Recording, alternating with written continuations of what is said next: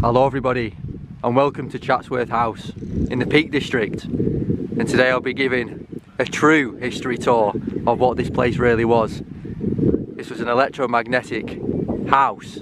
It was running off the grid, and it was doing all sorts of stuff with the electromagnetic energy, growing crops, providing energy for the house, and among much more things. This is a fantastic place, and there's a lot to tell you about this place. So we're going to spend the day here. You can see the Emperor Fountain is over there. I'm going to tell you a lot about that after, and we're going to have a good day. So we can see here in the front of Chatsworth House, or the back I think it is, we can see all of these little cavities at the side, which is the same that I've been to on all of the old world buildings. Little indentations. It's the same on the banks, the arches, the cathedrals. It's all the same. And on the side of the actual column here is again the symbol of the toroidal coil. Now I think this is an original coil, but even if it wasn't, this would have been there originally along with all of the other structures I've been to, but I'm sure this is original. There has been a lot of restoration, or shall I say they've ruined a lot of the structure what was originally here, but this is an old world house and used the electromagnetic grid. As we can see, we're going to wander over there, and there's plenty of different structures all over the site. The columns and the indentations, the cavities, all to do with vibrating the energy and changing the frequency of the sound. And this whole place is all interlinked with water, as we shall soon discover. We see this little structure here, the metal dome, the cupola, like I've been talking about. It's all pointing to the same signs. They were once have an engine inside, spinning red mercury around, creating a vortex and creating an abundance of free energy. Okay everybody, this is the cascade, varying the sound of running water they did. And he managed to do this hundreds of years ago with primitive technology, apparently. And as we work our way up to the top, we can see again the dome and the cupola on top, all working. Remember the link between water and electromagnetic energy. This was done apparently by our primitive ancestors.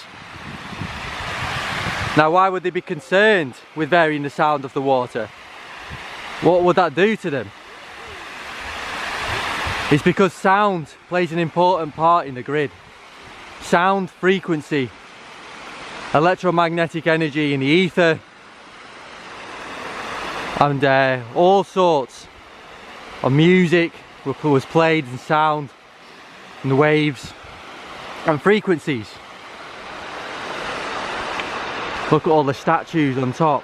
These was all created by our primitive ancestors, we're told, with little tools.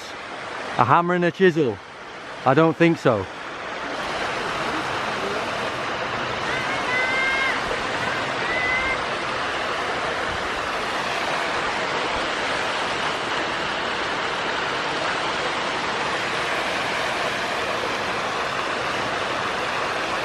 As we are inside here, we can see the symbol of the toroidal coil, the toroidal spiral in the electromagnetic grid. And here's the dome reaching up to the cupola at the top. No doubt that there's a lot of renovation being done to it, destroying its true purpose.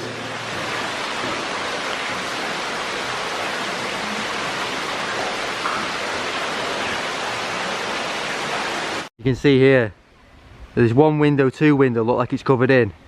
And then this one goes below the ground level, which looks like mudflood evidence. That definitely goes further underneath the ground.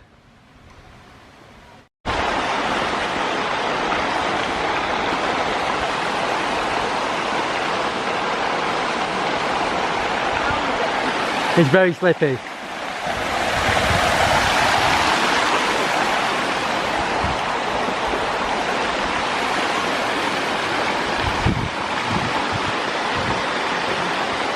You can see this clear here. This was a drained pond, a drained body of water.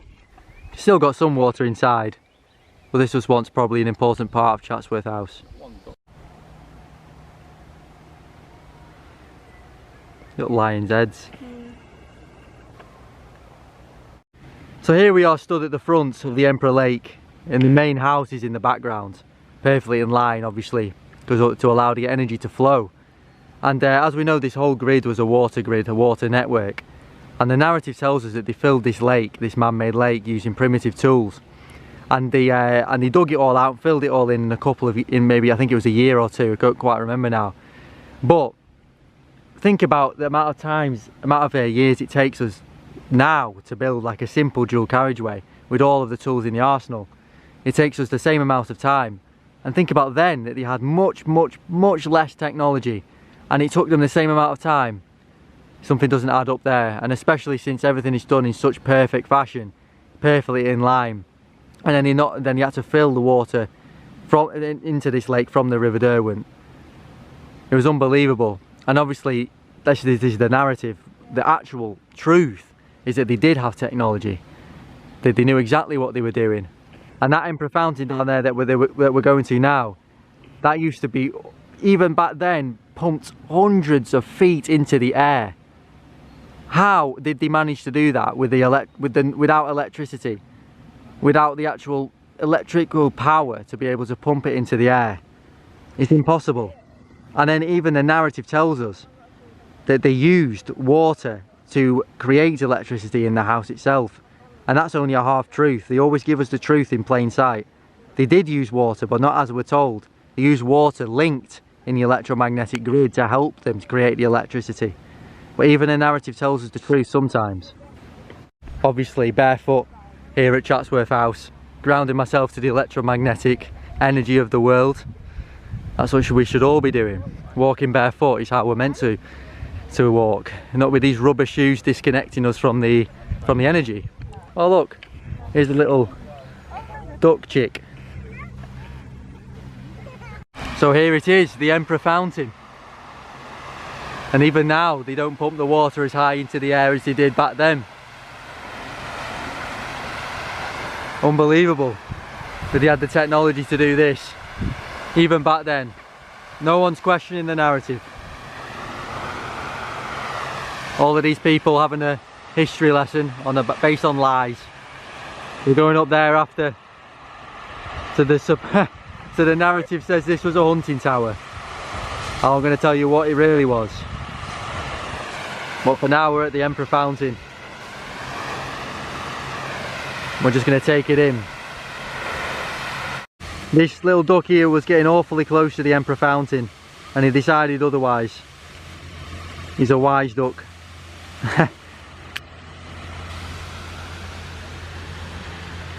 There is a moorhen nest right next to the Emperor Fountain. You don't see that every day.